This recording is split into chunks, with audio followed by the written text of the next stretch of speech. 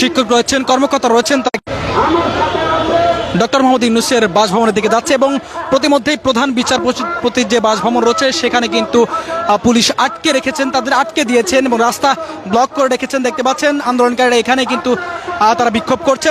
তারা সরকারি কলেজে বেসরকারি কর্মকর্তা দেখতে পাচ্ছেন এখানে ডক্টর মোহাম্মদ ইউনূসের বাসভবনের ঠিক পাশেই তারা বাসভবনের দিকে যাচ্ছিলেন এবং সেখানে প্রধান বিচারপতির বাসভবনের ঠিক সামনে কিন্তু পুলিশ ব্যারিকেড দিয়ে আটকে দিয়েছেন। সড়ক দেখানোর চেষ্টা করছি সরাসরি। একটু জানবো কি দাবিতে আপনারা যাচ্ছেন, কি দাবিতে এসেছেন? বেসরকারি চাকরি করি, সরকারি কলেজের আমরা চাকরি স্থায়ীকরণ করতে চাই। দাবি কি? আমাদের চাকরি সরকারিকরণ করতে চাই, করে দিব আমাদের নতুন সরকার। আমরা কিন্তু বেসরকারি চাকরি সরকারি হয় নাই, এটাই দাবি। দর্শক দেখছেন এখানে কিন্তু আন্দোলনকারীরা রয়েছেন, তারা কিন্তু পুলিশ কিন্তু ব্যারিকেড দিয়ে আটকে রেখেছেন এবং আন্দোলনকারীরা এখানেই কিন্তু অবস্থান করছে। একটু জানবো কি দাবিতে আপনারা এখানে আন্দোলন করছেন? আমরা সরকারি জাতীয়করণের লক্ষ্যে, চাকরি জাতীয়করণের লক্ষ্যে আন্দোলন করছি। আমরা সরকারি কলেজের বেসরকারি কর্মচারী সরকারি চাকরি জাতীয়করণের উদ্দেশ্যে আমাদের সবার এখানে অবস্থান। কলেজ সরকারি কিন্তু আমরা বেসরকারি, এইটাই আমাদের ন্যায্য দাবি। আর আমাদের দাবি হইল মানে চাকরি জাতীয়করণ, এই একটাই শুধু দাবি, আর কিছুই দাবি না। চাকরি জাতীয়করণ না কলেজ জাতীয়করণ? কলেজ তো জাতীয়, অল কলেজ সরকারি। এখানে যারা আমরা অবস্থান করছি সব সরকারি কলেজের বেসরকারি কর্মচারী। কলেজ সরকারি বাট আমরা বেসরকারি, শুধু কর্মচারীরাই বেসরকারি। আর এখানে যারা উপস্থিত হয়েছি সবই আমরা বেসরকারি কর্মচারী। কলেজ সরকারি, সব টিচার শিক্ষক সবই সরকারি, শুধু আমরাই বেসরকারি। এর জন্য আমরাও সরকারিকরণ বা জাতীয়করণের উদ্দেশ্যে এখানে সবাই একত্রিত হয়েছি। এর আগে কখনো আন্দোলন করেছেন? আমরা দীর্ঘ 20 থেকে 25 বছর ধরে এই আন্দোলন চালিয়ে যাচ্ছি। আমরা এই আন্দোলন করতে গিয়ে শুরু থেকেই বলে আসছি যে আমরা দীর্ঘদিন যাবত, কেউ 20 বছর, কেউ 25 বছর, কেউ 30 বছর, কেউ গত হয়ে গেছেন আমাদের মধ্য থেকে। আমরা সেই তখন থেকেই বলে আসছি যেহেতু সরকারি কলেজগুলো থেকে বেসরকারি কর্মচারীদেরকে নিয়ে কাজ পরিচালনা করতে হয়, তাহলে আমাদেরকে নিয়োগ দেওয়া হবে না কেন? আমরা কিন্তু একটা যৌক্তিক দাবি নিয়ে দীর্ঘদিন ধরে আন্দোলন করছি। এখন এই যৌক্তিক দাবিটুকু আমাদের তৎকালীন সরকার সহ কেউ কর্ণপাত করেনি। আমরা বিভিন্ন জায়গায় স্মারকলিপি দিয়েছি, বিভিন্ন এমপির কাছে স্মারকলিপি দিয়েছি, বিভিন্ন মন্ত্রীর কাছে স্মারকলিপি দিয়েছি। আমাদের বিষয়গুলো নিয়ে সংসদে আলোচনাও হয়েছে, কিন্তু আমরা কোনো রকম আশ্বাসের জায়গা থেকে, আমাদেরকে করোনার সময় যে আন্দোলন আমরা করেছিলাম সেই করোনার সময় আন্দোলনেতেও কিন্তু আমরা সাধারণত আমাদেরকে আশ্বাস দিয়ে তুলে দেওয়া হয়েছিল যে করোনার পরিবেশ খারাপ, আমরা বিষয়গুলো দেখব।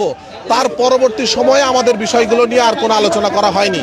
তারই ধারাবাহিকতায় বৈষম্য নিরসনের যে আন্দোলন, সেই আন্দোলনে আমরাও বৈষম্যর মধ্যেই পড়ে গেছি। তাই আমার মনে হয় বা আমরা যারা বেসরকারি কর্মচারী আছি আমাদের এই চাকরি, কারণ আমরা এই বয়সে আর এখন নতুন করে চাকরি করার মতো কোনো সুযোগ নাই, বয়সও নাই। আমরা আমাদের জীবন যৌবন সব কিছু এই চাকরির পেছনে শেষ করে দিয়েছি, অর্থাৎ নতুন করে চাকরির মতো কোনো আর সুযোগ নাই। অতএব এই চাকরিটাই আমাদেরকে বাস্তবায়ন, সরকারিতে রূপ দিয়ে রাজস্ব খাতে স্থানান্তর করে আমাদের পরিবার, আমাদের বাচ্চা কাচ্চা। আজকে সকালে একটা কথা বলি, আমি যখন আসছিলাম তখন আমার মেয়ে আমাকে বলছিল, বাবা কোথায় যাও? আমি বললাম যে তোমার ভবিষ্যতের ঠিকানা খুঁজতে যাচ্ছে। আসলে আমার মেয়েটার ভবিষ্যৎ কি হবে আমরা আজও নিশ্চয়তায় ভুগি। আপনাদের কাছে বিনীত অনুরোধ থাকবে, আপনারা একটু খোঁজ নিয়ে দেখবেন যারা বেসরকারি কর্মচারী আছে বিভিন্ন প্রতিষ্ঠানে, তাদের বেতনগুলো কত। 8,000 টাকা, 7,000 টাকা, 6,000 টাকা। এই টাকা দিয়ে আপনি এবং আমি দুজনেই বাজার যাব, চলেন বাজারে গিয়ে দেখেন তো 7,000 টাকা দিয়ে আপনার আর আমার সংসার কিভাবে চলে, আমার মেয়েটা কিভাবে চলে। সব কিছু মিলায় আমাদের কাছে মনে হয়েছে আমাদের দেওয়ালে পিঠ থেকে গেছে। যদি আপনারা এই দাবিটুকু আমাদের কর্তৃপক্ষ মেনে নেন, আলহামদুলিল্লাহ আমরা বেঁচে থাকতে পারবো। আর যদি আমাদের এই দাবি না মেনে নেন, আমাদের পিছু হটার মতো কোনো আর সুযোগ নাই। হয় আমাদেরকে আত্মহত্যা করতে হবে, আর না হলে আমাদেরকে এখান থেকে বিজয়ের হাসি নিয়ে আমাদের পরিবারের কাছে আমাদের মুখ দেখাতে হবে।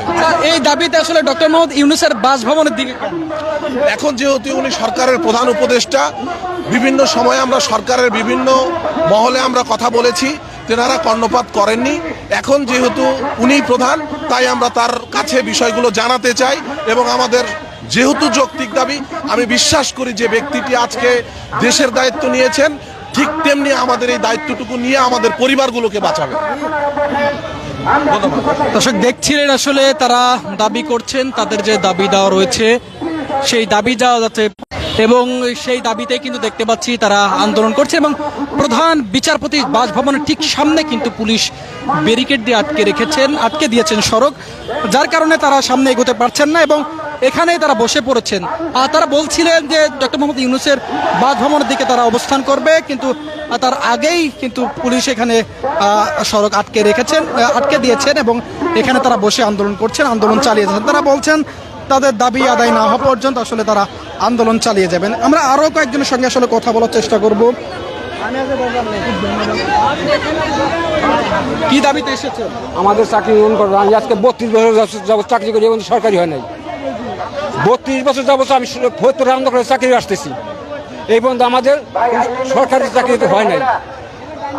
সামান্য বেতন আজকে আমি 32 বছর ধরে খাইতে আসতেছি। এর আগে কি আন্দোলন করেছেন? হ্যাঁ, আমরা বলতে আগে করছি।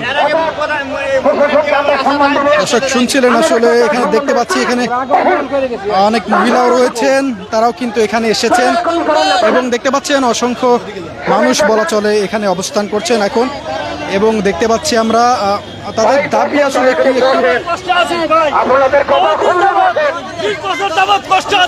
20 বছর যাবত কষ্ট করতেছি। আমরা 5,000 টাকা বেতনে চাকরি করি ভাই, খুব কষ্ট দিন যে আমাদের পোলাপান নিয়ে সংসার চলে না ভাই, আমরা খুবই কষ্টে আছি। আমরা সরকারি কলেজে বেসরকারি কলেজের পিয়ন, আমাদের খুবই কষ্ট, আমাদের সংসার চালাইতে পারি নাই। 5,000 টাকার বেতন, 5,000 টাকার বেতনে আমরা খুবই কষ্ট আছি ভাই, আমাদের এটা কিছু করে দেন ভাই। আমরা এটা মানে প্রশাসনের কাছে দাবি এটা স্যার, এটাই আমার কথা। আমার ভাইচারি আছে, সবাই দেখেন কি কষ্টে আছে। আপনাদের দাবি জানাতে ডক্টর মোহাম্মদ ইউনূসের বাসভবনের দিকে কেন? এখানেই তো আসছি যে এখানেই উনি মানবে, উনার প্রতি আমাদের আস্থা আছে, উনি আমাদের আস্থাভাজন, উনি আমাদের শিক্ষাভাজন, উনি আমাদের শিক্ষাভাজন, উনাদের আমরা আস্থা রাখি, এটাই আমাদের দাবি। দর্শক সরকারিকরণ বিধান আমাদের জন্য করা হয়, আমরা অনেকদিন হলে এই কষ্টভোগী হয়ে আছি আমরা, এটাই আপনাদের কাছে আমাদের কাছে আবেদন। এর আগে কি আন্দোলন? এর আগেও আন্দোলন করেছি, 13 সাল থেকেও আন্দোলন করেছি, তখন আশ্বাস দিতে কিন্তু কোনো কার্যক্রম করে না, আমাদের এইভাবেই নিয়ে গেছে। এখন আপনাদের কাছে যতবারে আশ্বাস দিচ্ছে ততবারে আমাদেরকে ঠকানো হয়েছে, এমনকি নিয়োগ বাণিজ্য করা হয়েছে, কিন্তু আমাদেরকে নিয়োগ দেওয়া হয়নি। আমরা আজকে অনেকে আছে 30 বছর, কেউ আছে 20 বছর, কেউ আছে 10 বছর এরকম চাকরি করে যাচ্ছে, কিন্তু আমাদেরকে নিয়োগ দেওয়া হচ্ছে না। আচ্ছা, এই যে অন্তর্বর্তীকালীন সরকার মাত্র কিছুদিন হলো গঠিত হয়েছে, তাদের কি আরো একটু সময় দিতে পারতেন না? না কি মনে করেন? আসলে আমরা তো এটা আজকে দাবি না, এটা অনেক দিনের দাবি। তা আমরা এই দাবিটা অনেক দিন ধরে করে আসতেছি, কিন্তু আমাদেরকে বিভিন্ন সময় আশ্বাস দিচ্ছে, কিন্তু আশ্বাস দিয়ে আমাদেরকে কোনো ইয়ে হচ্ছে না, তাই আমরা আজকে বাধ্য হয়ে আমরা আসতে হচ্ছে। কি মনে করেন আপনাদের দাবি দাওয়াগুলো পূরণ হবে কিনা? আমরা আশাবাদী, আমরা 100% আশাবাদী। আমি তো ন্যায্য দাবি, আমাদের তো অন্যায় কিছু না। আমরা 13 সাল থেকে এই রাস্তায় আসছি। গত করোনার সময় আমরা 18 দিন এই রাস্তায় আমরা ছিলাম। আমাদের একটা প্রতিশ্রুতি দেওয়া হয়েছিল যে তোমাদের কিছু লোক নেওয়া হবে, বাইরে থেকে কিছু লোক নেওয়া হবে। আমাদের সেই প্রতিশ্রুতি তারা রাখেনি। আমরা অনেক কষ্ট আছি, আমাদের 6,000 থেকে 10,000 টাকার ভিতরে কর্মচারীদের বেতন, কিন্তু এর ভিতরে অনেকে আছে আমরা 24-25 বছর চাকরি করি, আমাদের যে বেতন দেয় সে বেতনে আমাদের ছেলে মেয়ে, বাবা মা আমাদের আসলেই চলে না। আমরা আসলে অসহায়, কিন্তু আমরা চাকরি করি সরকারি প্রতিষ্ঠান, কিন্তু আসলে আমরা কি সরকারি? আমরা মানুষকে বলতেও পারি না যে আমরা সরকারি না। যখন শুনি যে মহিলা কলেজে চাকরি করে, কিন্তু তখন মনে হয় যে কত বড় চাকরি করে, কিন্তু আসলেই তো আমাদের মনে একটা কষ্ট রয়ে গেছে। আমাদের সন্তান আছে, আমার বাবা মা আছে, আমাদেরও তো সন্তানরা পড়াশোনা করে, আমাদেরও তো ইচ্ছা আছে যে আমাদের ছেলেমেয়েরা ভার্সিটিতে পড়াশোনা করুক। আমাদের ইচ্ছা আছে না? আমরা এই স্বাধীন বাংলাদেশে জন্মগ্রহণ করেছি, এই দেশ আমার, কেউ খাবে কেউ খাবে না, এটা হবে কেন? একই পরিবার, আমরা একটা শিক্ষা প্রতিষ্ঠানে একই পরিবার, কিন্তু সেই পরিবারে এত বৈষম্য কেন? আমাদের যে বেতন দেয় ওখানেও বৈষম্যতা, যারা আমরা আগে আছি পরে আসছে তাদের দেখা যায় ওখানে বৈষম্যতা। এই সমাজ দর্শক শুনছিলেন আসলে তাদের দাবি রয়েছে, তার দাবি কিন্তু তারা বলছেন, দেখতে পাচ্ছেন ঠিক প্রধান বিচারপতির বাসভবন ঠিক তার সামনে কিন্তু তারা বসে রয়েছেন। তারা ডক্টর মোহাম্মদ ইউনূসের বাসভবনের দিকে যাচ্ছিলেন, প্রতিমধ্যে কিন্তু এখানে যে আইন শৃঙ্খলা রক্ষাকারী বাহিনী রয়েছে তারা কিন্তু সড়ক আটকে রেখেছেন। সড়ক আটকে দেখে তারা এখানে বসে রয়েছেন, তাদের দাবি দাওয়াগুলো পূরণ করছেন, আদায় করার জন্য তারা বলছেন। একটু জানবো কি জন্য আজকে এখানে আসছি? আমাকে চাকরি যেমনি পারবেন করুক, আমরা 30 বছর দিয়ে খাটি, আমরা বেতন 6,000 টাকা পাই, মাইয়া পোলালই আমরা চলতে পারি না, অনেক কষ্ট। আমরা এলাকা 4বার আইসি, এই জায়গায় 4বার আইসি, 4বার আমরা রিটার্ন গেছি, এইবার আমরা লাস্ট আইসি। আমাকে চাকরি পারবেন করার লাগে। এর আগে কবে এসেছে? এর আগে অনেক বছর হয়েছে, 3-4 বার আইসি। তখন আসলে সরকার কি বলেছে? তখন বলছে আমাকে একটু, বলছে তোমরা একটু সহ্য করো, তোমাকে চাকরি দিমু, এই কথা বলছে। আমরা চলে গেছি, এখন আবার আমরা আসলাম, কোনো লাভ হয় না।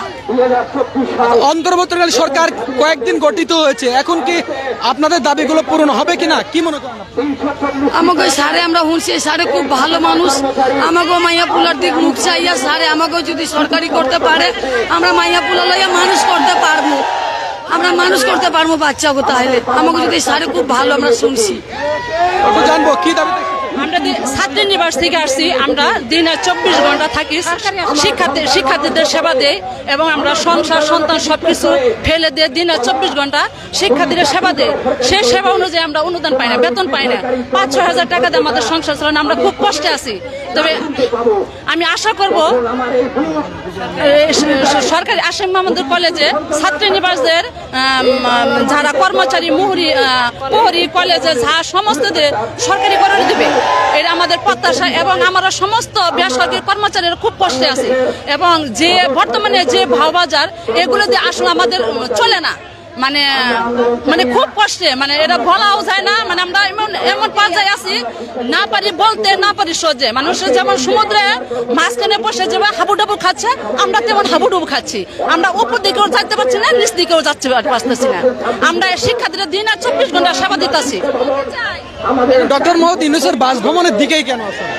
আমরা ওনার সাথে একটু কথা বলতে চাই, কারণ আমরা জানি যে উনি শিক্ষার্থীদের খুব ভালোবাসেন এবং যারা নিম্ন পদে আছেন কর্মচারী বেসরকারি, তারা উনি মানে তাদের সহানুভূতি এবং তাদের কথা খুব মূল্যায়ন করবে এই জন্য। এবং উনি খুব ভালো, কারণ উনি যদি ভালো না হতো তাহলে গ্রামীণ ব্যাংক অতি ফার্স্টে উনি বাংলাদেশে প্রথম জনগণের সেবার জন্য উনি গ্রামীণ ব্যাংক প্রথম চালু করে দিয়েছিলেন। দর্শক দেখছেন, এখানে অসংখ্য মানুষ কিন্তু বসে পড়েছেন এবং দেখতে পাচ্ছেন এই ঠিক প্রধান বিচারপতির বাসভবনের সামনে তারা বসে পড়েছেন। এখানে সড়ক আটকে রেখেছেন, সড়ক আটকে রেখে পুলিশ আইন শৃঙ্খলা রক্ষাকারী বাহিনী তাদেরকে দেখে আটকে রেখেছেন, যার কারণে তারা এখানে বসে পড়েছেন। তাদের যে দাবি রয়েছে সেই দাবি